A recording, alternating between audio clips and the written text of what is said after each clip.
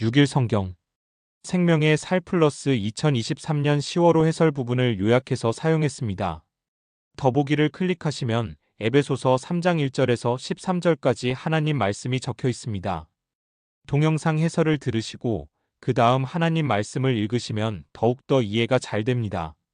에베소서 3장 1절에서 13절까지. 다음은 에베소서 3장 14절에서 21절까지 같이 공부해 나가요. 나는 천지를 지으신 전능하신 하나님 아버지를 믿습니다. 그의 외아들 우리 주 예수 그리스도를 믿습니다.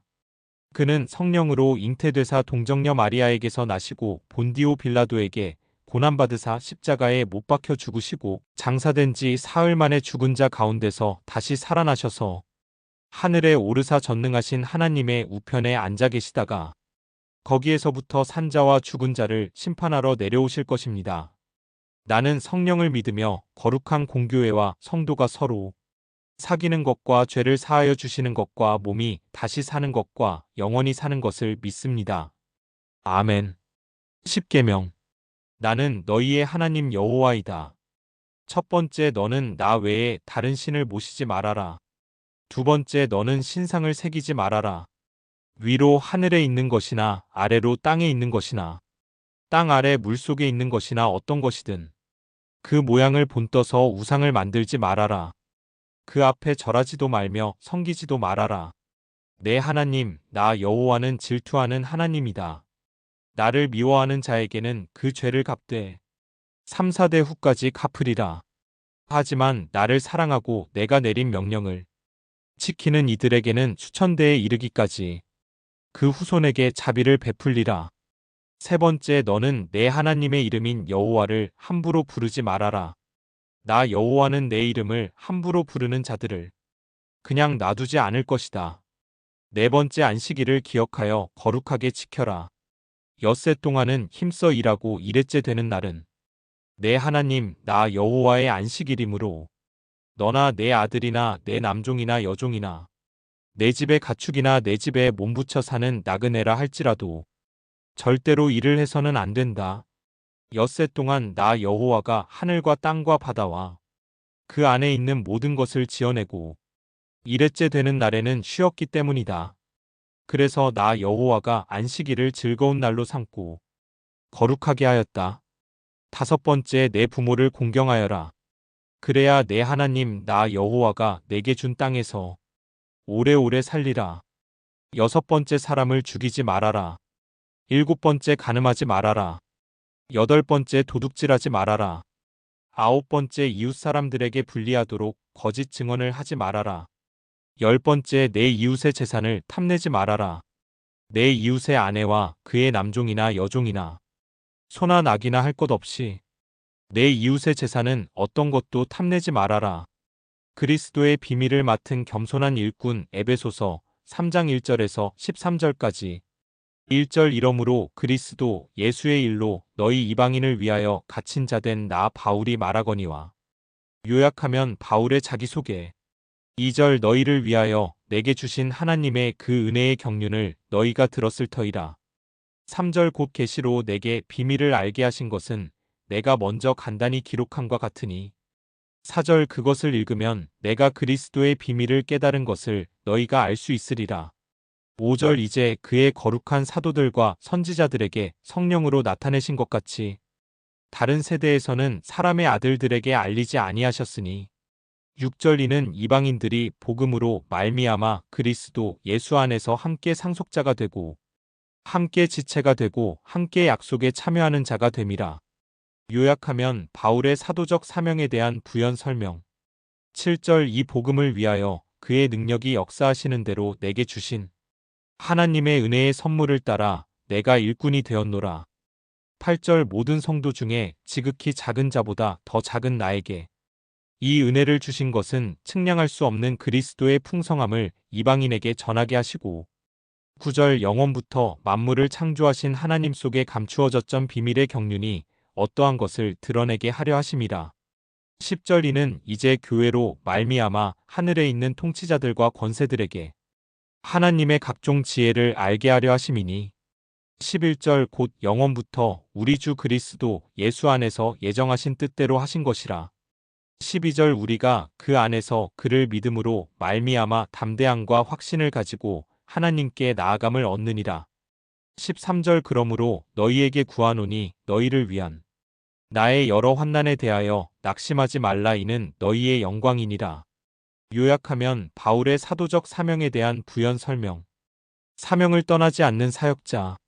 하나님의 경륜을 깨달은 자. 앞에서 자신을 사도라 소개했던 바울은 여기서는 죄수라고 소개합니다. 이는 그가 예수님 안에서는 영광스러운 지위를 가졌을지 몰라도 사회적 지위는 비참했음을 보여주는 표현입니다. 그러나 바울은 자기 삶의 변화를 통해 이방인들을 위한 선교가 이뤄지는 은혜의 경륜을 인식하고 있습니다. 에숲의 왕자 모세가 아니라 미디안의 양치기 모세를 사용하셔서 이스라엘을 구원하신 하나님은 최고의 율법지식인 사울이 아니라 모든 것을 잃어버린 한 명의 수공업자 바울로 하여금 교회를 세우게 하셨습니다. 그래서 바울은 자기가 죄수가 된 것을 한탄하지 않고 오히려 복음의 진보가 일어났음을 기뻐했던 것입니다. 또 하나님은 새로운 이스라엘 교회를 세우실 때 이스라엘의 혈통을 주장하는 유대인이 아니라 이방인들을 구원하사 약속의 백성이 되게 하셨습니다. 바울은 자기가 이 사실을 깨달았다고 고백하며 이를 그리스도의 비밀이라 부릅니다. 바울은 이 비밀을 깨달았기에 하나님이 주신 은혜의 선물 즉 은사를 따라 일꾼이 되었다고 고백합니다. 이처럼 바울은 사도였으며 죄수였고 일꾼이었는데 어떤 자리에 임하든지 오직 예수 그리스도와 복음을 위해 사역을 감당했습니다. 지금 어떤 상황에 있고 어떤 평가를 받고 있든지 지금 이 자리에서 예수 그리스도의 향기를 드러내는 삶을 사는 것이 바로 우리에게 주어진 사명입니다. 낮은 자를 사용하시는 섭리. 바울은 자기가 지극히 작은 자보다 더 작은 자로서 하늘에 있는 통치자들과 권세들에게 하나님의 지혜를 알게 하는데 쓰임받았다고 고백합니다. 인간적 기준으로 본다면 바울은 예수님을 만나고 믿은 것 때문에 가장 낮은 자리로 떨어진 사람입니다. 하지만 그는 그 낮은 자리에서 로마의 가이사와 같은 통치자들 뿐 아니라 영적 권세들에게까지 하나님의 뜻을 알게 하는 영광을 얻었습니다. 물론 이는 바울 혼자서가 아니라 교회와 함께 감당한 사역입니다. 바울의 사명은 이방인에게 그리스도의 풍성함을 전하고 하나님 속에 감춰졌던 비밀의 경륜을 드러내는 것입니다. 하나님은 작은 자를 통해서도 위대한 일을 이루십니다. 예수님은 이 방식을 가장 잘 드러내신 분입니다. 예수님을 따르는 자들은 자기가 아무리 작고 초라하다 하더라도 담대함과 확신을 가지고 하나님께 나아갈 수 있었습니다. 그래서 바울은 자기가 환난을 당하고 갇힌 자가 되었다고 해서 낙심할 필요가 없다고 합니다. 왜냐하면 이것을 통해 오히려 교회가 영광을 얻을 것이기 때문입니다. 우리도 바울처럼 내가 세상에서 어떤 직업과 사회적 지위를 가졌느냐가 아니라 나를 통해 얼마나 복음이 전파되고 있는가를 기준으로 평가해야 합니다. 이것이 믿음으로 살아가는 사명자의 삶입니다. 이전부터 바울을 알고 있던 유대인은 바울을 보면 정말 크게 될 사람이었는데 예수파에 빠지는 바람에 인생이 망한 사람이라 평가했을 것입니다. 그러나 바울이 기존의 지위를 그대로 누리다가 죽었다면 그의 이름을 기억하는 사람은 완전히 사라졌을 것입니다. 그는 세상의 짧은 영화를 버리고 영원한 영광의 하나님 나라를 소유했습니다. 우리도 영원한 하나님 나라를 바라보는 사명자로 살기를 소망합니다. 이방인 구원의 계획과 비밀. 하나님의 크고 놀라운 역사를 기억해 충성과 헌신을 다해야 한다. 영원한 하나님의 구원 경륜과 계획. 바울은 자신이 이방인을 구원하기 위한 사도로 부르심 받았음을 자주 언급합니다. 이방인도 구원받아 하나님의 백성이 된다는 사실은 구약시대에는 감추어졌던 비밀입니다. 구약시대에는 이스라엘의 역사에서 하나님이 다윗의 존재와 뜻을 계시하셨고 구약 성경에는 주로 하나님과 이스라엘 간의 언약 관계에 대해 기록되어 있습니다. 이방인 구원을 암시하는 예언이 아예 없지는 않습니다. 아브라함과의 언약에서 그의 씨로 말미암아 모든 족속이 복을 받을 것이라는 말씀이나 땅의 만민이 주의 이름을 알고 주의 백성 이스라엘처럼 경외하게 하시기를 구한 솔로몬의 기도들이 그것입니다. 하나님은 이스라엘뿐 아니라 모든 민족의 창조주로서 그들을 사랑하신다고 알리셨습니다. 본격적으로 이방인들에 대한 구원 계획을 계시하신 것은 신약 시대입니다. 하나님은 이방인을 향한 구원의 뜻을 베드로에게 계시하셨고 사도 바울을 이방인을 위한 사도로 세우셨습니다. 예수님도 모든 족속에게 복음을 전파하여 제자를 삼으라고 명령하시므로 이방인도 구원하실 바라시는 하나님의 뜻을 강조하셨습니다. 구원의 영광에 참여하는 성도, 하나님의 경륜 속에서 예수 그리스도의 구속으로 말미암아 복음을 듣고 죄사함을 받은 모든 이방인에게도 복이 임했습니다. 이 특권은 하나님 나라를 소유하는 것입니다. 즉 영원한 생명을 얻은 성도가 영원한 하나님 나라에 들어가 주님과 함께 영원히 거하는 영광입니다. 바울은 교회를 핍박하던 죄인 중에 죄인인 자신을 측량할 수 없는 그리스도의 풍성함을 이방인에게 전하는 사명을 위해 하나님이 이방인의 사도로 부르셨음을 고백합니다. 하나님의 경륜을 이루는 인생.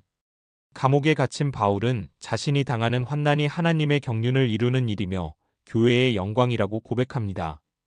바울은 자신을 그리스도 예수의 일로 이방인을 위해 갇힌 자라고 소개합니다. 세상의 관점에서 볼 때는 수감자 상태지만 복음의 관점에서 본다면 이방인 성도들에게 복음을 전하기 위해 갇힌 자이기에 전혀 부끄럽지 않았던 것입니다. 지금 우리가 서 있는 곳에서 누구도 알아주지 않고 심지어 고난을 받을지라도 주님의 일을 감당하고 있다면 그것이 영광의 자리임을 기억합시다. 바울은 하나님이 자신에게 계시로 주신 경륜을 비밀이라고 표현하며 자신이 이해한 하나님의 비밀을 이방인 성도들이 깨닫기를 진심으로 바랐습니다. 함께라는 표현을 3번이나 반복함으로 이방인도 그리스도 예수 안에서 함께 상속자가 되고 함께 지체가 되고 함께 약속에 참여하는 자가 되었다고 선포합니다. 복음의 핵심은 그리스도 안에서 함께하는 것 곧 하나 되는 것입니다.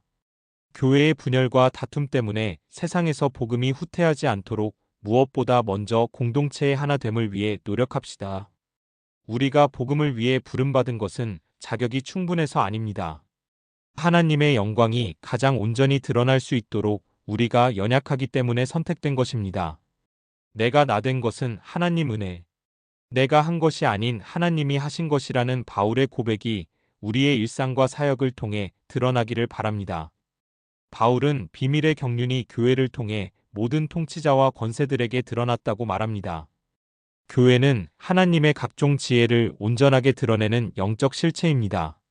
세상은 교회를 통해 하나님의 영광과 구원의 풍성함을 목격합니다.